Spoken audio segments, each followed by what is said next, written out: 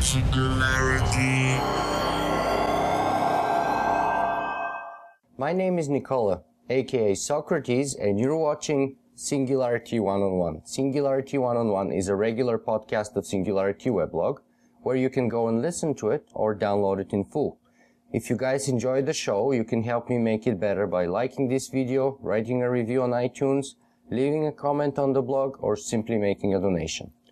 As always, I will be the man with the questions, and today, the man with the answers is Starner. Tad is a wearable computing pioneer who coined the term augmented reality. He's also a professor at Georgia Institute of Technology and a technical lead on Google's Glass, a self-contained wearable computer. Tad, I'm so excited to have you on my show. Thank you very much. Fantastic. So I know you're very busy, so let's just jump right in. So if you were to introduce yourself in a couple of sentences, how would you do that? Well, I'm one of the founders of the field of wearable computing, and I do a lot of research in mobile HCI. In particular, I'm a professor at the Georgia Institute of Technology. I'm also on the technical leads and managers on Google's Glass. I've been doing wearable computing part of my daily life for the past 20 years. It's been an everyday part of my daily life since 1993, and to my knowledge, it's the longest experience out there. That's absolutely amazing. Perhaps you can share with us the story about how you coined the term augmented reality? Well, so I was a undergraduate and was very interested in working in the field. I had seen, some science fiction movies about having graphics and text overlay your visual field. And so I looked into this, and the term that was used at the time was artificial reality. Ryan Kruger had this great book called Artificial Reality 2. Unfortunately, the term had been sort of purloined by Timothy Leary and Jaron Lanier, and when they were starting talking about VR, and if you actually searched on the term, you end up seeing about LSD drug trips. So what I needed to do was find a new term that when I put in for a fellowship to actually work in the field with the Department of Defense, it wouldn't come up with something that they might react poorly to. So I thought about it for a while and came up with the term augmented reality because that seemed to be close and really got the right feeling to what I wanted to do. I wanted to augment what you were seeing in the real world. Fortunately, there are other people out there doing the same, had the same idea. I think Tom Claudel and David Mizell at Boeing working on using augmented reality to help put together wiring harnesses for Boeing aircraft. And they started publishing their stuff about 92. I think they started talking about it, but apparently they were also using the term about the same time I was. And what really got the term solid was when Steve Feiner started using it to describe his work in 93 and 92 when they were doing work, academic publications on it. I see. And just for the sake of our conversation, perhaps you can tell us the exact definition. What do you mean when you say augmented reality? For me, augmented reality was just meant having computer information with you at the right time and place. For me, having a text that says, you are in Union Square in San Francisco, or having something that says, this is the TSRB building at Georgia Tech. These things are examples of augmented reality, and that's loosely coupled. I did not necessarily mean to be precise registration at the time. However, in the field now, augmented reality, as in academic terms, often means the registered version. For me, though, having your spot on a map on the display is augmented reality. Having a list of the restaurants that are nearby to you is augmented reality. Basically, having stuff that's with you in a mobile environment such that you can actually walk around and in a free manner have the information with you. That, to me, is augmented reality. Mm-hmm.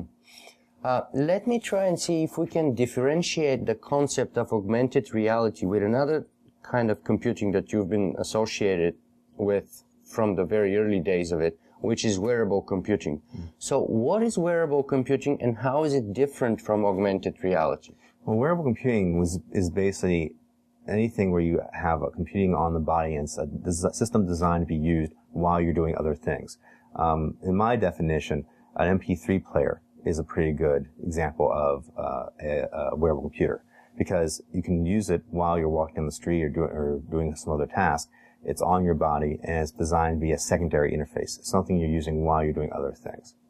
Mm-hmm. So that's one of the interesting things about wearable computing. In the early days, people were looking at for maintenance, inspection, repair, that sort of stuff.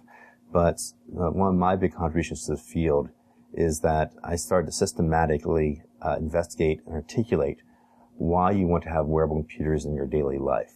And that's one of the reasons why I really pushed to found the field with my friends at Carnegie Mellon and Georgia Tech at the time, is that I thought that there was going to be this convergence of technology on the body.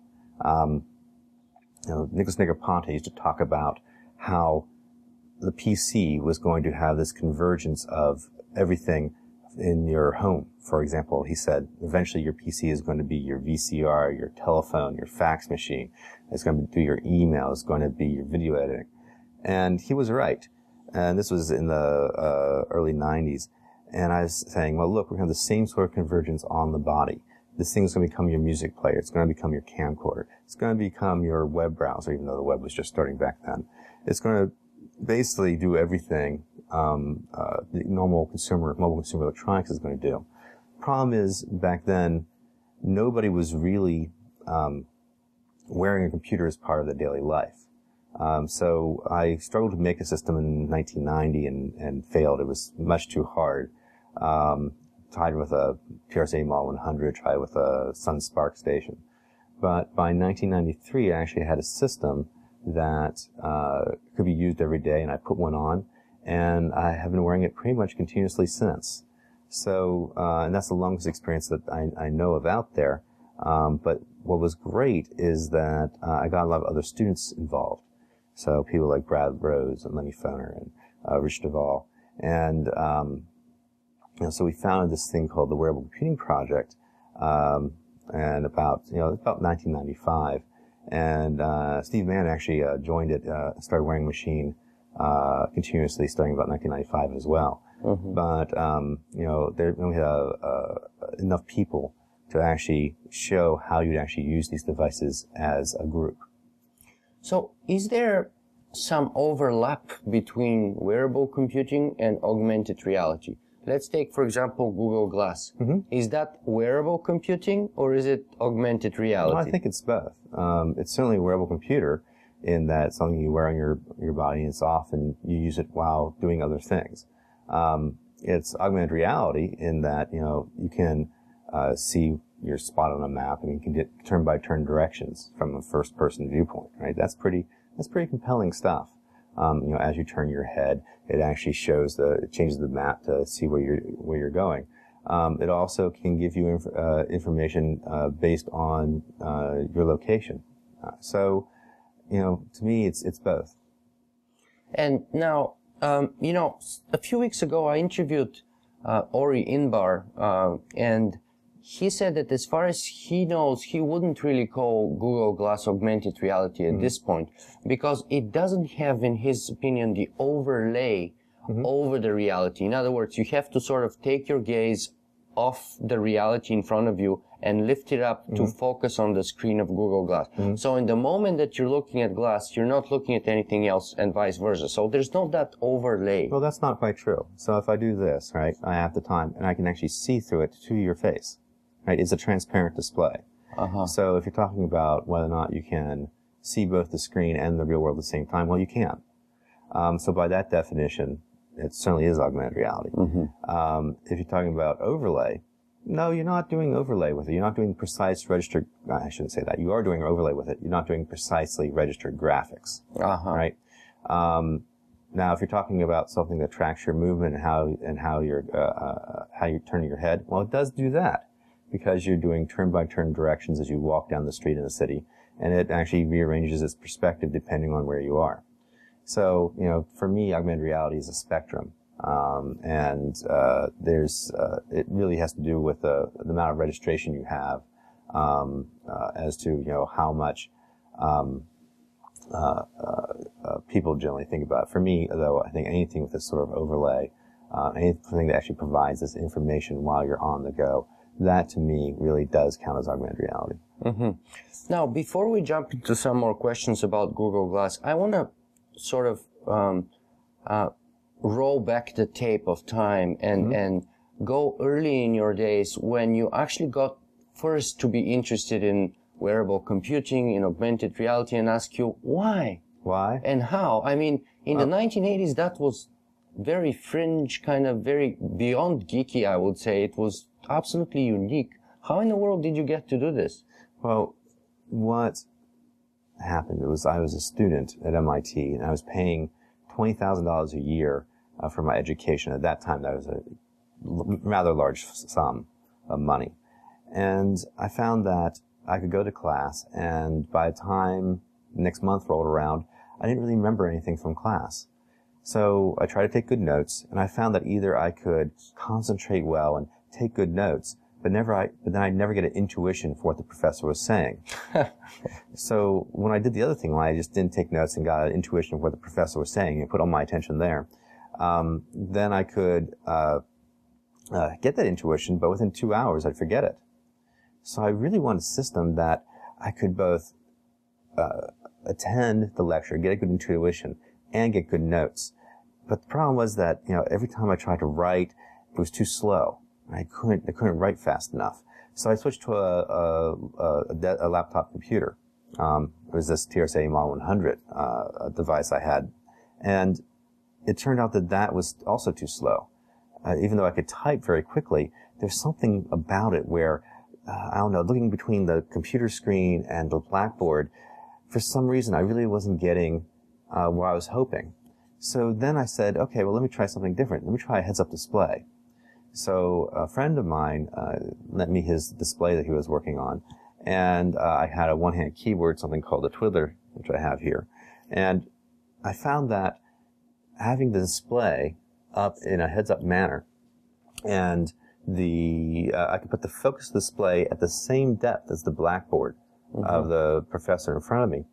And I could, with this keyboard, I could type up to 130 words per minute.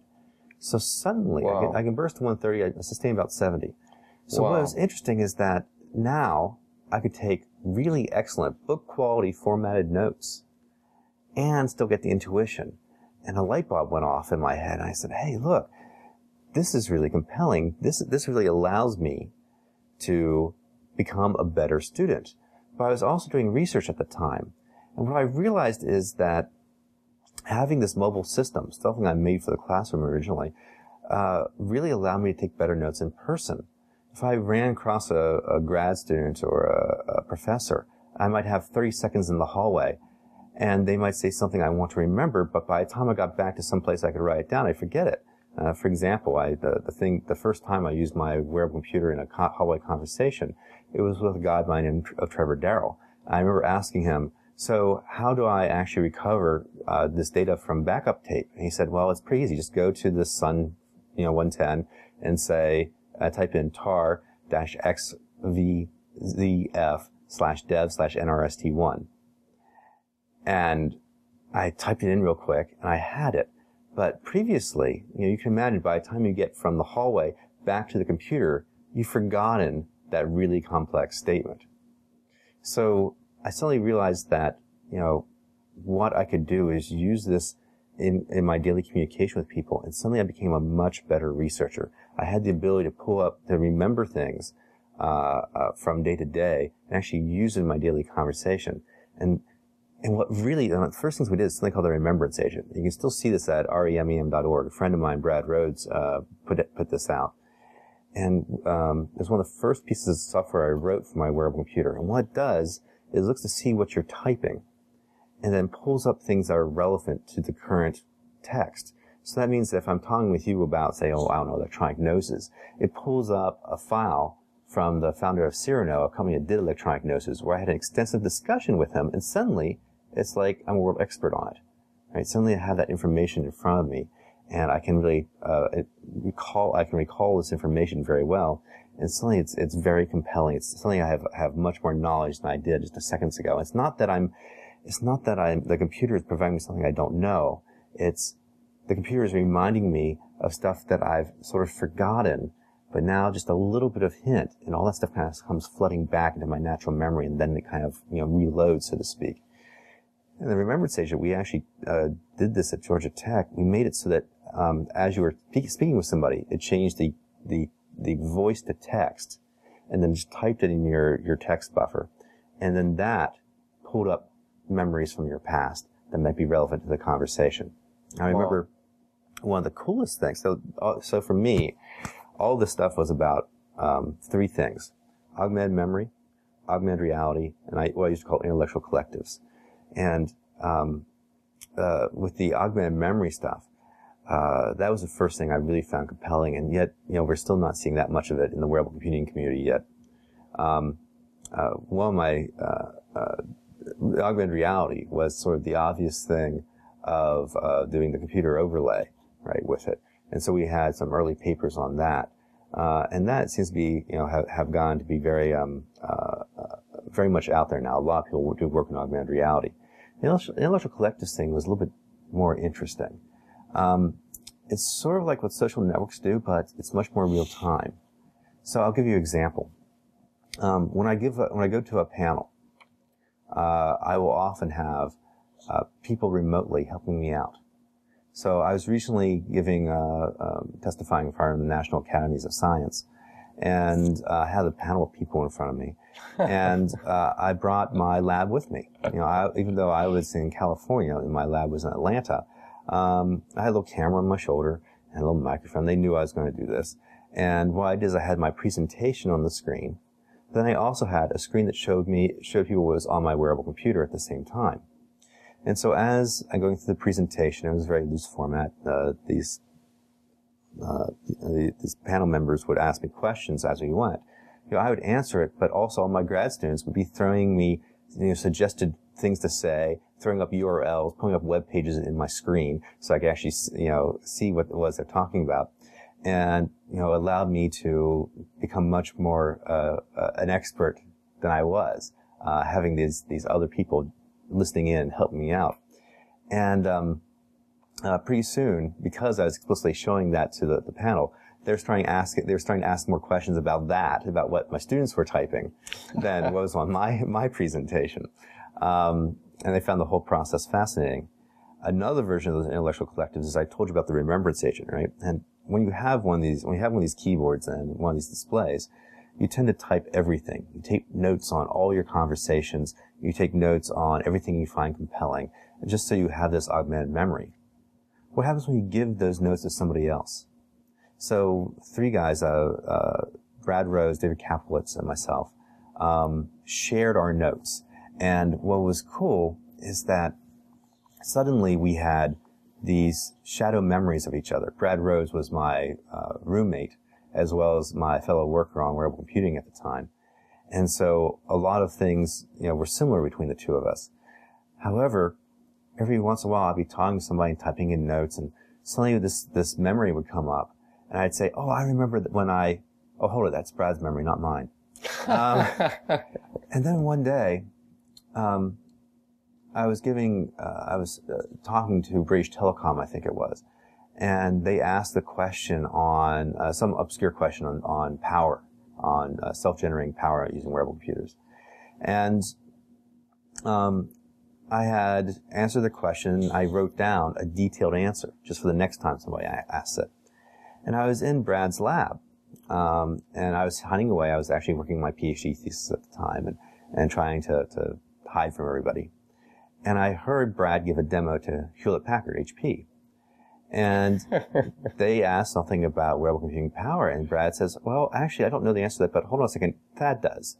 And he pulls up this paragraph I'd written before and starts reading it to them, right? Suddenly, Brad is channeling what I had just written, the previous week. And I was all ready to get up and go introduce myself when I was sitting there with my jaw on the floor, and how seamlessly Brad could integrate this. I mean, he didn't actually just read the paragraph. He actually talked about it as if it was his own, right? If it was his own memory, his own authorship. He was able to incorporate that information so well because we worked together so closely. he could integrate those memories so well that he really could own that information.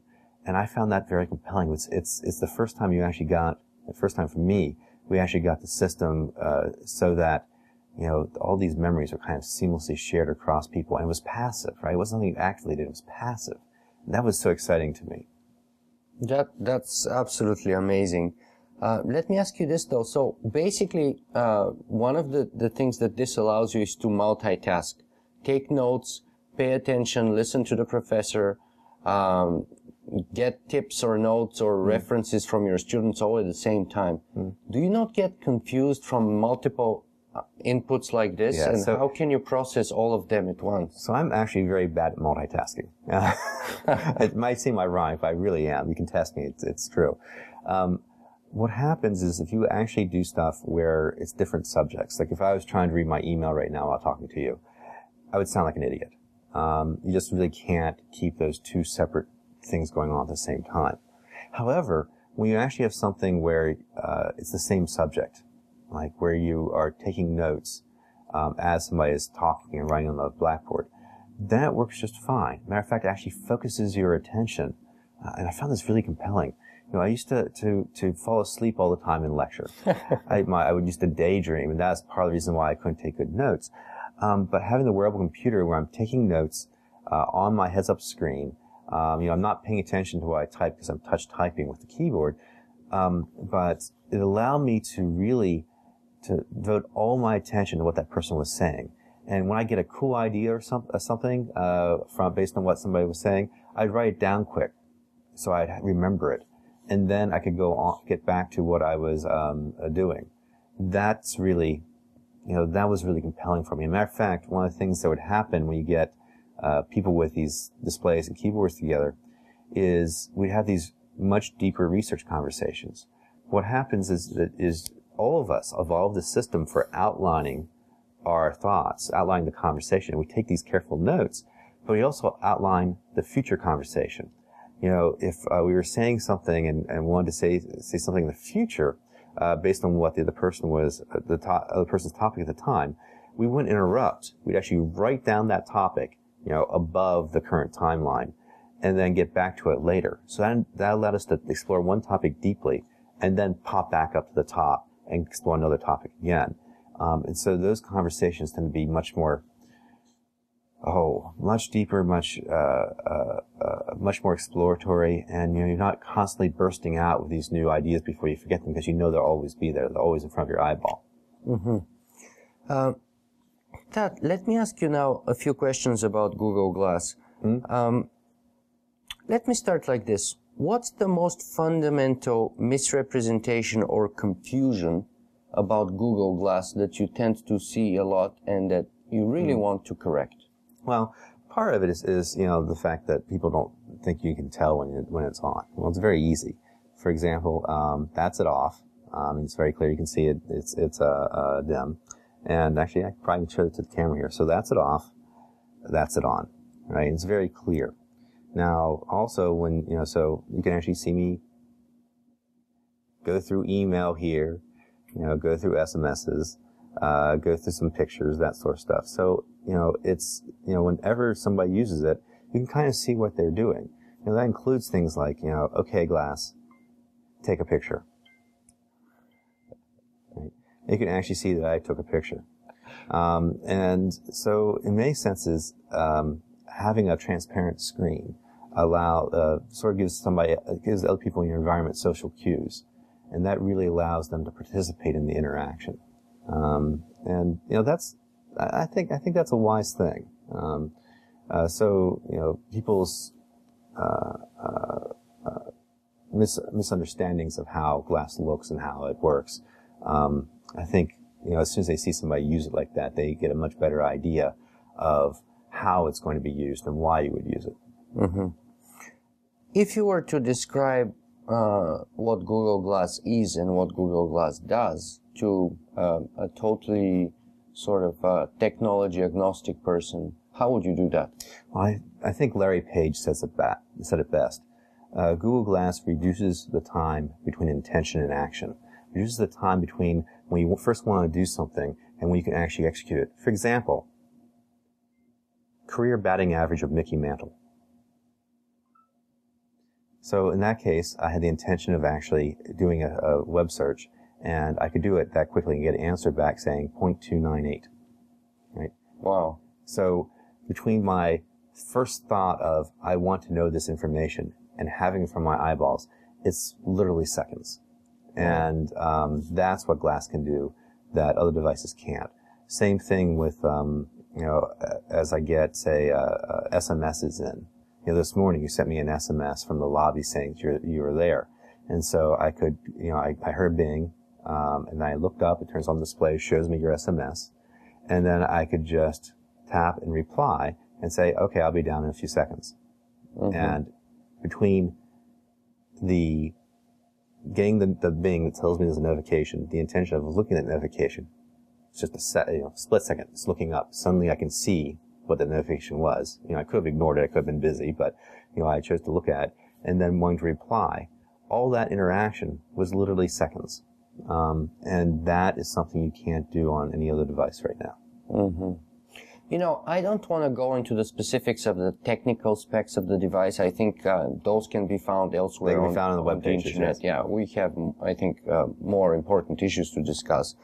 But if you were to grab just one spec that's really amazing, and it took really almost or perhaps a breakthrough to make it real, which one is that in your mind? 45 grams, the weight.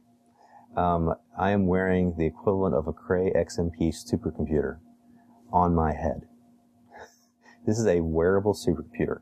That is ridiculous, right? The amount of power I have on my face right now in such a lightweight thing is more than the first 10 machines I made in wearable computers combined.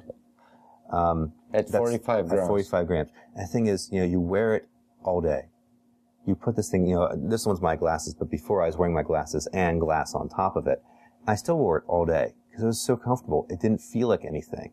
The nose weight is very little. It's balanced well across the ear. Our design people have been so good at now making this thing comfortable and making it usable and making it so that, you can see the display quickly. But that 45 grams, that is such a breakthrough.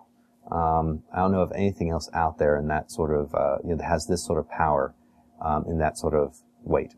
Mm-hmm. Now, what are your favorite apps that you use most often? It may seem unexciting, but it's things like SMS and email and the clock, right? I mean, it's the stuff that you do in your daily life. I mean, I get, all my important emails come up here, and what I find is that, now this might seem strange, but, I'm paid to think deeply. I'm paid to actually work on very complicated things. And so I actually will get on my laptop and turn off the network. And I will focus just on the piece of text I'm writing or the code I'm programming, whatever else it is. Because I find that all these interruptions, updates and things on my screen just draw my visual attention away and are really annoying, but I'll leave glass on. And it allows me to keep connected without being interrupted. So I'll be sitting there working on, a term of a phrase, something I'm trying to articulate a particular concept, to the design team. And, I'll hear Bing, knowing that there's a important email that just came in. But I'll ignore it, right? Until I get the idea done. Because I can't. That little Bing doesn't bother me. And then when I'm ready, I go back and I see what it was. And I go, oh, oops, my wife is outside waiting for me. I need to go, right? But the thing is, I got down that idea. It didn't interrupt my thoughts. It didn't interrupt my flow. And so for me, having those notifications, having that subtle notification, these what we call ramping interfaces, where it just tells you there's something there, and then you can look up, get the information, and then you can read more or reply.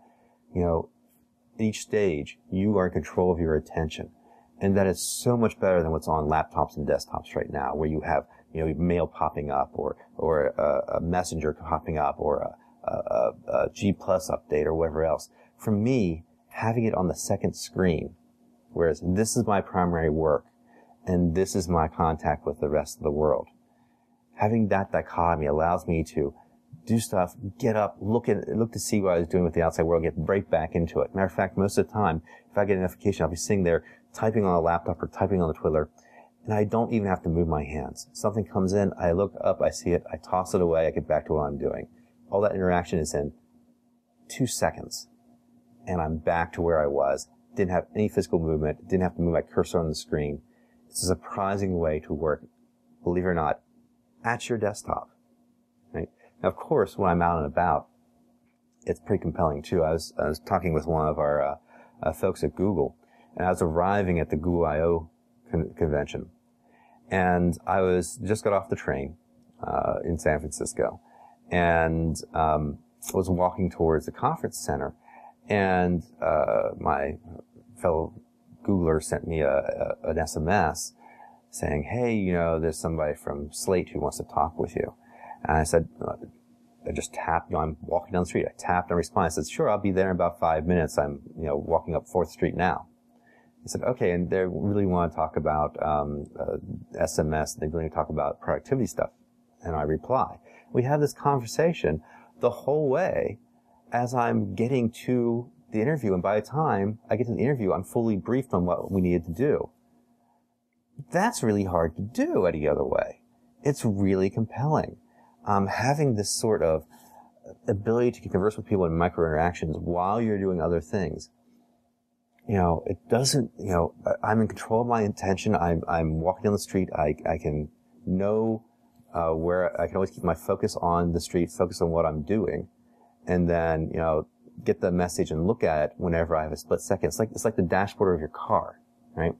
The dashboard of your car is designed so that, you're driving and when you got a split second or a few seconds to look down and check your oil temperature or your speed or, whatever else you want to look on your dashboard and look back up. Your dashboard is designed for these quick, glanceable interactions. That's the same thing Glass does for you. And for me, the SMS and email part is really compelling. Having said that, I used to never take pictures. I'm one of those people, you saw in some of the presentations the other day, that there's these groups of people who take pictures all the time because it helps represent themselves. They feel like they need to promote their lives online. And there's people who actually take pictures just for memory, right? Take a picture of the whiteboard that you were working on. And then there's these people who don't take pictures. I was a guy who didn't take pictures because I didn't like living through a viewfinder. Having a camera with you all the time and trying to line things up and be finicky, you weren't living your life. You were photographing your life. You were videoing your life. And for me, I didn't want to live that way. And so I didn't carry cameras. However, now because taking a picture is that fast, right? I take pictures all the time. So suddenly I went from, I think in this past year, I have more pictures than I've taken in my entire life. That's saying something. And again, it's because that micro interactions, it's the ability, it's that speed to go from the intention to action. And so now, anytime I think, I might want to remember this, click. Life-changing. Right there. And, I can show you this. I literally have thousands and thousands of pictures that I would never have taken before. So it seems to me that you very strongly believe that Google Glass is a revolutionary device in a way. In a way, it would be life-changing. I think that this device, which actually improves your life by allowing you to have these split-second interactions with support, is really compelling. I really believe this is a revolutionary device. I think Glass is a revolutionary device in that it offers something nothing else does. And it offers a suite of things. Connection with other people, through telephony, through SMS, through email. It offers, a memory aid in the form of these pictures or short little videos, these little 10-second videos it takes. It offers, little reminders on your next calendar appointment, or, it even suggests places to eat, places to see nearby. These sorts of things are really change how you interact with the world. And it makes you more free. It frees you up in a lot of ways from carrying all this equipment and checking your phone all the time, checking your computer, logging in all the time, it really frees you, and it really allows you to become more powerful. You keep in contact. You can keep in contact with more with so much less effort. Mm-hmm. So this is one of these situations where pulling the computer closer to your body is actually surprisingly liberating. Mm-hmm. And what do you feel about, or what do you think about the sort of the pushback that's already happening in a bunch of places? Mm-hmm. For example, it's been already a few months since there was a cafe and a whole community in San Francisco that pretty much decided to ban Google Glass. That was Seattle, but so the thing is that I do not believe anybody at that bar actually had ever seen glass. They never used it. They've never seen it used in person. So there's a lot of people who are reacting to things based on what they think it does versus what it actually does. Mm-hmm. So that's one of the things I like doing is, people have these preconceptions. And until they actually interact with somebody who has one or had a demo of it, they don't really quite understand what it's capable of and what it's not capable of. And when people see it, interact with it, then it kind of says, oh, well, that's kind of cool. I can see how that works. I can see how I can live with that. I can see how it actually includes others in that interaction. And then it's okay. Let me give you another example, though. Mm-hmm. In the building that we just moved in with my wife probably about a month and a half or 2 months ago, I was surprised to discover that you're not allowed to take pictures anywhere or mm-hmm. bring a camera anywhere in the common areas. Mm-hmm. That includes the lobby, the gym, the pool, anywhere. Mm-hmm. And I even went to the management office and started a debate on the topic, and I even sent a message to the board of the directors and all that stuff. But people in this building have already decided a few years ago mm-hmm. that no pictures will be allowed anywhere inside of the common areas of the building. Okay.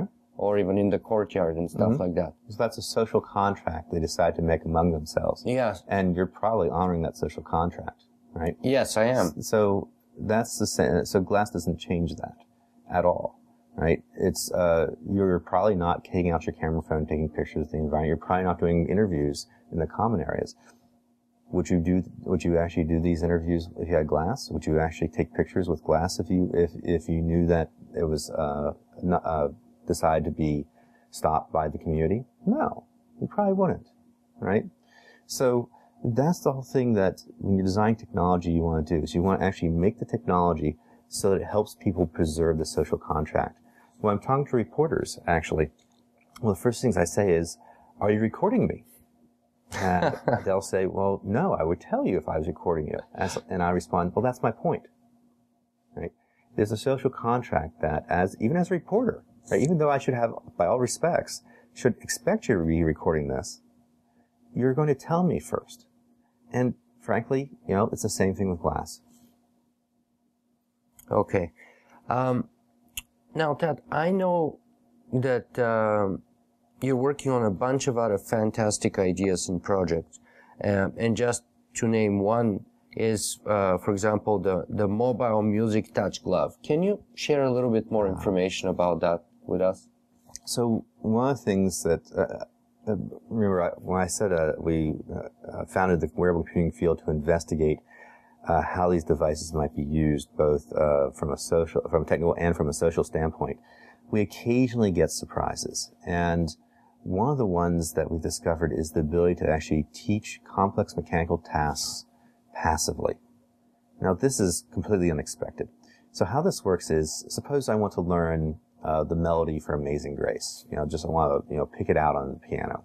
Well, normally what I do is I pull up the sheet music and, learn to read the sheet music. And then I practice it again and again, trying to get the muscle memory of that melody.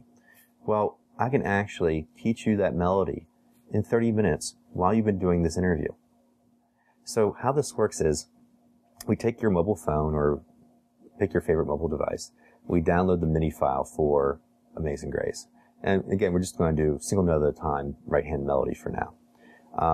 And we put on this fingerless glove. And what it has is little vibrating motors at the, right below the knuckles. And as each note is played in, say, your earphones, your Bluetooth headset, it taps the finger that corresponds to that note. And you just put this thing on, and it plays the music over and over again in your ear, and you feel the tapping. And you can learn the muscle memory for that song. Now, I'm not saying anything about musicality. I'm just talking about the note sequence. And we've done this, and so, after you've done this for 30 minutes, you take off the glove, you put your hand down on the keyboard, and suddenly your hand knows what to do. It's really weird. And so I didn't believe this effect at first. When the master student who was working on it first showed me the results, I was like, that's too good. I don't believe this. Okay, let's redo this experiment. We're going to use a lot more subjects. We're going to be very controlled about it, very careful. And it worked better. We had, I don't know, something like 16 subjects, if I remember, and half of them would just hear, they'd be introduced to the song, and they put on the glove, and the glove would go through its passive training, passive learning, and half the subject would just hear the notes, the other half the subject would hear the notes and feel them while they're doing a graduate entrance exam. Right? That's unbelievable. So they would be actually distracted, and we actually compared the results of their scores to make sure that they were the same. And so after 30 minutes, people who just heard the notes were worse than when they started, as far as being able to play something back. The ones who actually felt it on their fingers were mostly perfect. I mean, their timing wasn't the best, but their order sequence of the notes was, for I think the majority of them, correct. And we're looking at these results going, oh my word, this really works. And so we've done a lot of experiments now. Does this work while you're, say, mobile? So we have people doing scavenger hunts while learning how to play piano tunes. Does this work while you're having them do a memory task? The answer is yes, it does. Does this work while you're just watching a video, right? I gave them Star Trek Insurrection, I think, and, had them stop the movie and ask them questions about the movie, and it worked then too. So we were surprised to discover that there really is this learning effect with this tapping on the hands. The question is, what else can we do with it? So now we're looking at stenography. We're looking at stenography is kind of the obvious thing to do next. We're looking at learning how to type Braille. But one of the things that surprised us is that we had open house one day, and a colleague from the Shepherd Spinal Cord Center showed up and said, I want this for my patients. And we were like, what? Well, Debbie, why do you want this work for your patients? She says, well, I think it's actually going to help them recover sensation in their hands. Debbie, I don't understand. How would this work? Now, this is Dr. Debbie Bacchus at the Shepherd Center in Atlanta. It's one of the premier centers for traumatic spinal cord injury and brain injury. And she said, well, I think that, the brain tries to explain signals coming up to it. And if you get this tapping on the fingers, I think that my patients will actually, what will happen is their brain will recruit more neurons and devote more space to it. And I'm hoping that will also cause increased sensation in the hand. And we're like, okay, we'll try this. And so we did the experiment with 10 partial spinal cord injury patients. And this was a year post-injury. So the reason why that's important is that most insurance companies don't pay for any rehabilitation services after a year, after a major injury, because generally rehab effects taper off. And so here are people, due to their injury, that should not be getting improvement, right? Or very little. And yet we gave them the gloves for 8 weeks to learn piano. And now these people already have some mobility, some dexterity, it's a partial break. But after 8 weeks, they got significant improvement in the sensation in their hands. So much so that some were buttoning their buttons now. We had one, and that's a big deal. Dressing yourself is a big deal for independence. We had one guy, and you can see this on a CNN segment. He came in being, I believe he's a lawyer, and he types on his keyboard one finger at a time. By the time he finished the 8 weeks, he was typing 4 fingers at a time. And so, of course, this is a major deal for these Life-changing folks. for those people. We had our pilot subject came in and said, "Hey, folks, you're teaching me how to play music. Can I learn Happy Birthday?" And we said, "Sure, we'll program that up for you."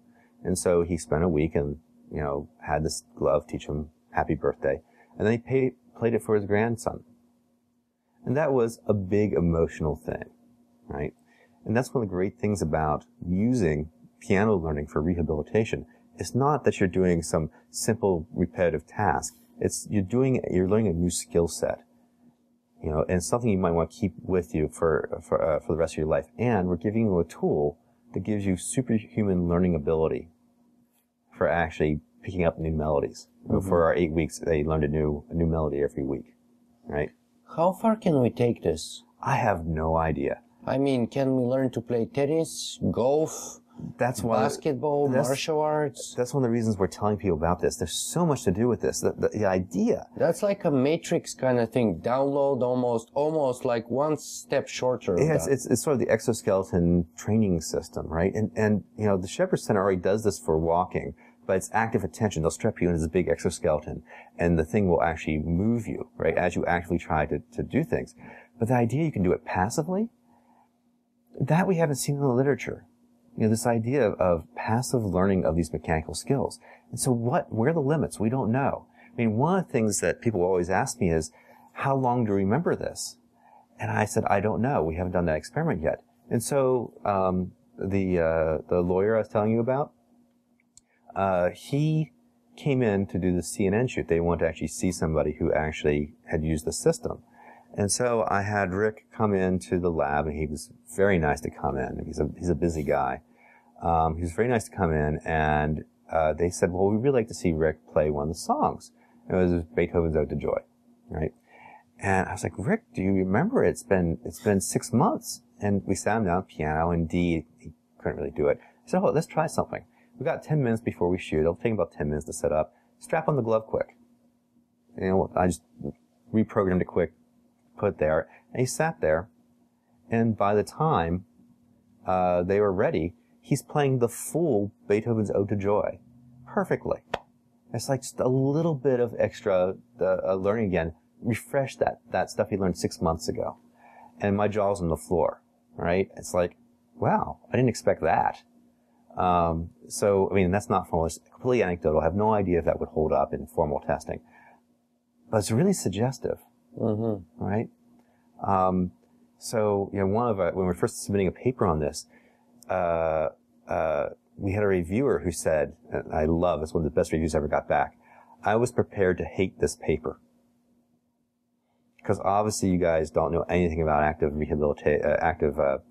learning with haptics. Here's all the references you should know, and you know what? None of them matter. Because you're doing passive stuff. And here's something you haven't done yet. If you have a musician who has repetitive stress injuries, doing that learning where you're trying to get that muscle memory is painful. It actually does more damage. If you could actually teach a musician that muscle memory so that now whenever they practice, they're focusing on the musicality, not the muscle memory, it could help them reduce the amount of injury they're doing to themselves. And we're like, oh, that's a really good application. Maybe we should try that. And so we've been very excited about, every time we talk about this to people, they come up with their own ideas on how to use it. I've been giving lots of talks about that, and hopefully we'll see other people pick up on this research and do something with it. Now, Rick, Tad, sorry, I know your time is very valuable, but I still have about 5 or 6 questions that I want to go through because I think they're important. So I want to go quickly if we can. Let me go back to Google Glass and augmented reality a little bit more and ask you some more general questions. Like, first of all, have you read the book by Vernor Vinge called Rainbow's End? Yes, Vernor is actually a member of the Wearable Computing Research mailing list. He has been since 1996. Wow, that's absolutely amazing. That's news to me. So how impactful was that book on the way you were perceiving or working on Google? Vernor and I have been talking about this stuff for a long time. A matter of fact, he came, you remember that Vernor was a computer science professor at San Diego State University. And so I've been reading his books for a while. Every time he, when he takes time off from being a professor to write a book, every time he wrote a book, he wanted the Hugo. If you look across real time or deepness in the sky or any of these things, he talks about this stuff. But you can actually see a clear distinction when he started joining the research list, right? So he would actually see the stuff that's coming up, right? And was introduced to some people like Lenny Vernor, who was a person who wore these computers. You can actually see Lenny, I believe, thanked in one of his books. What's wonderful is that Vernor kind of came to the lab and gave a talk on, singularity and all that. He's one of the guys who's really established the idea of the singularity. So he's talking about these things, and he's talking about, his science fiction. I'm in the audience with my big old private eye screen, right? 1996, right? Mm-hmm. This is when we had just founded the Wearable Computing Project. So there's a few of us around, but I'm still the one who's really wearing all the time. So I'm in the audience, and you can see him look up at me, and he doesn't get it yet, right? And then we have some time afterwards, and we spend about an hour talking, where I'm saying, this is what I'm doing, this is how I'm working with it. And he says, wow, you have about 50% of the functionality I write about in my books. It's like, yes, Vernor, do you want to join? So unfortunately, Vernor couldn't. He has one of his eyes doesn't work well, so he can't get the fusing effect. He probably can do it with this, though. Mm-hmm. Oh, no, I should ask him again. Anyways, but he joined the list, and he's been seeing the stuff ever since. And so what's great is that whenever we talk about something in research, he will take it to the next level in his books. And so oftentimes I read his books just to see, okay, here's this world-renowned science fiction author working with these concepts. Where is he taking it? Mm-hmm. And then I was just with him a few months ago. And when the Rainbow's End, one of the things I found compelling was the whole education side of it. I said, Vernor, one of the things I found most disturbing as a professor was education in augmented reality. And the thing is, I couldn't actually say why your vision wouldn't work.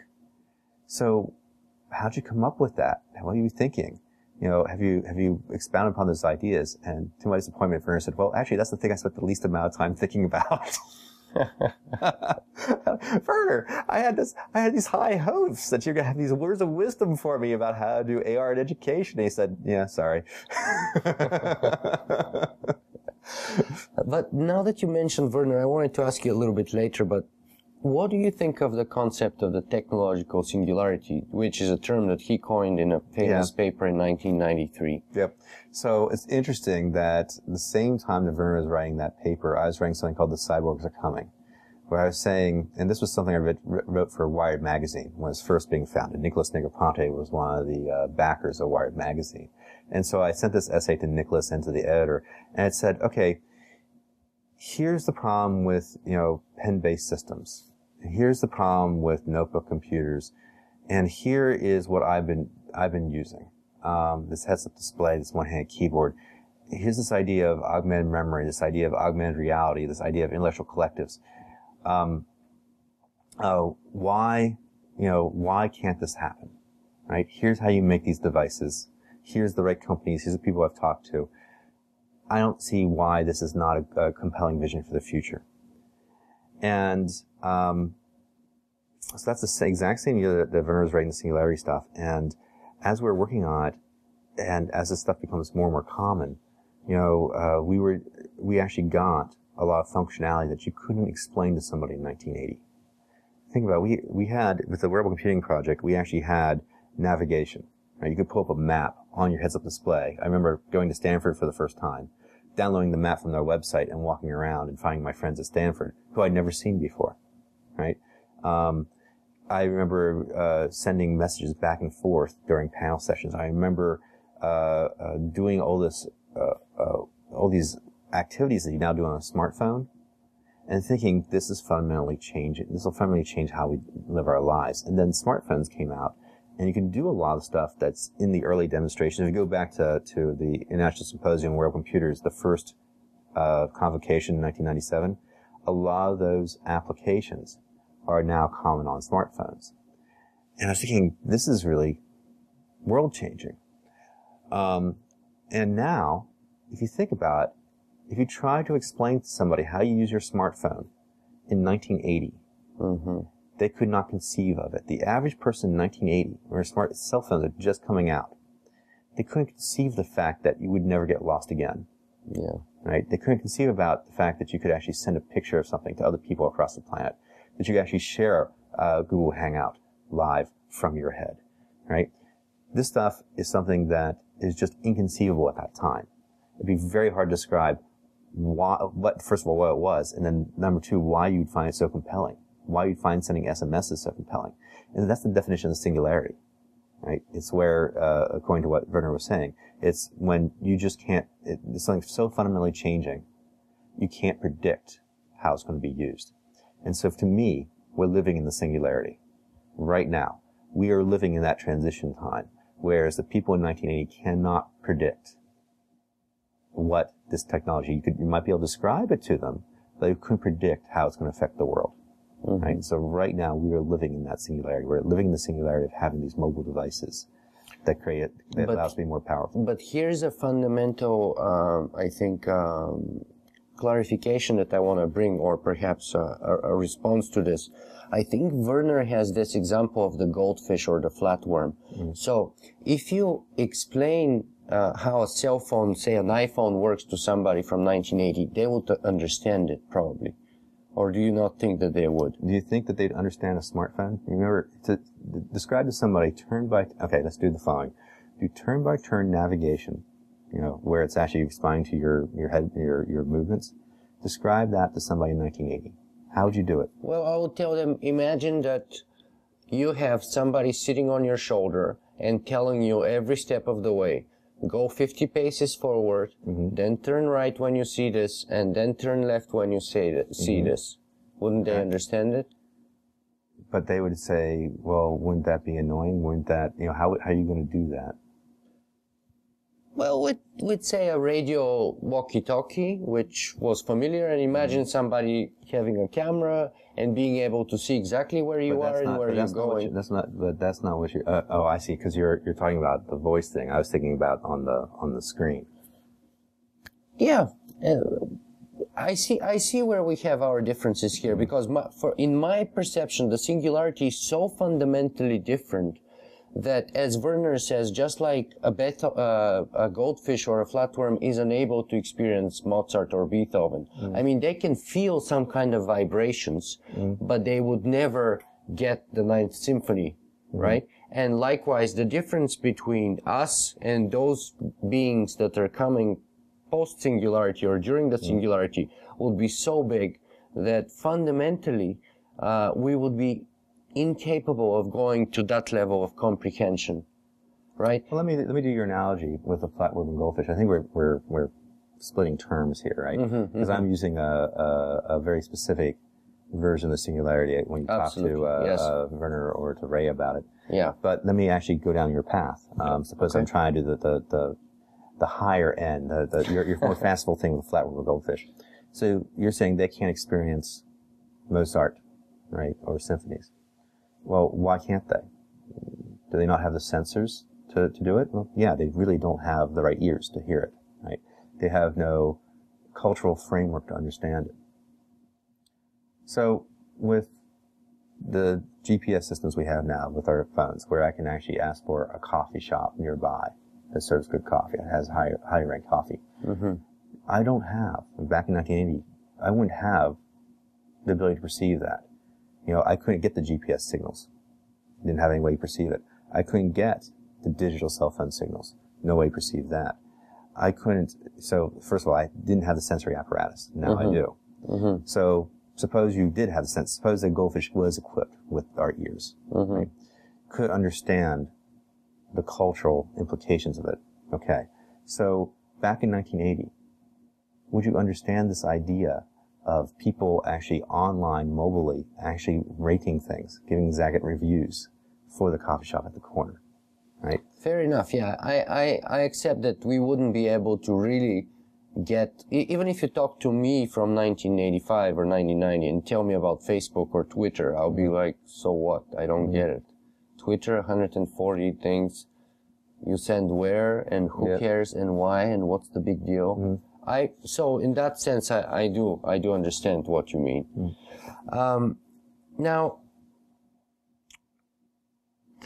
do you have any advice for young people or students who are interested in this sort of emerging field of augmented reality and wearable computing that's really probably going to take off with new devices like Google Glass? Well, we can hope so. So the big thing is that you really need, if you have some ideas that you're passionate about, get it on your face as soon as you can, right? Get something that you're using, anything, right? Cobble together any way you can, because your ideas, your perceptions of what you're going to be using it for and how you're going to use it are probably wrong.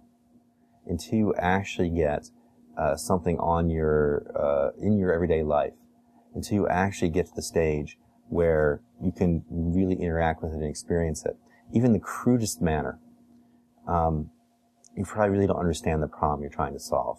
So you got to prototype, you got to iterate, you got to interact with it and really discover what problem you're trying to solve. And that's probably the best advice I can give. Mm-hmm. Where can people find more about you and your work? You can find, well, like most academics, the best way to find out about my work is to read my papers. And so you can go to scholar.google.com and just type in my name, Thad Starner. Or if you really want to see, say, the history of wearable computing, the history of what we've been doing, just look at my academic CV. It has everything listed there. All the papers going back to the first thing we wrote out of MIT, which was the Cyborgs Are Coming paper. And then I think the next big one was Effective Computing by Roz Picard, because her first grad student was actually my office mate, Jen Healy, was working on wearable computers to sense body signals, physiological signals. A lot of the quantitative self stuff was, kind of starting around then. It's those ideas. And the last one I think was Augmented Reality through Wearable Computing. And that was probably the paper. The first version I think was 1995. That really was the first big community paper we did at the Media Lab between a lot of the cyborgs.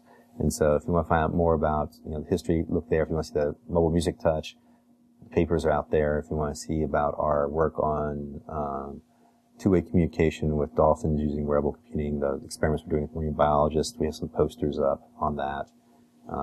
So a lot of we also have a cool thing called Brain Sign, which it looks at trying to recover sign language from the motor cortex using fMRI scans, direct brain sensing of sign language.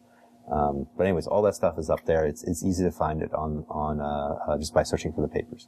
Yeah, I would say that I had almost double the amount of questions to Thad Starner that I was able to ask within this past 1 hour, because he has so many amazing sort of cutting edge projects and things that he's working on right now. Okay. But it's very hard to fit everything into 1 hour. So I would recommend that people follow up on that and follow the links and look into his amazing work. But I would also use it as an excuse perhaps at some point later on to ask you again for a follow-up interview. Okay. Now, in the meantime, though, the very last question that I always ask of my guests on the show is, if people were to take a single message from this past 1 hour with you, what would you like that to be, the most important thing that you want to send out there? So I think the most important message is what Larry Page was saying, trying to reduce the time between intention and action. Can you use these devices like Google Glass to make yourself more powerful, more independent, to have a better life by reducing your time between your intention to do something and your ability to do it? And look for the technologies that allow you to do that, and it will really improve your life. Reduce the time between intention and action. Yeah. I love that message.